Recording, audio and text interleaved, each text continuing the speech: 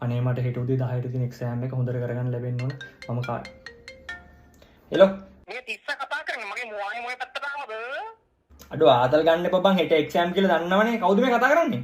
අඩෝ තරිබෝ කතා කරන්නේ කොල්ලම කො ස්ට්‍රෙස් කරා. ස්ට්‍රෙස් වෙන්න නැතුව තියෙද බං. අනේ තියම්බ ෆෝන් එක ගොන් ආතල් ගන්න එපා. මම කාටවත් වරදක් කරන කෙනෙක් නෙමෙයි මට.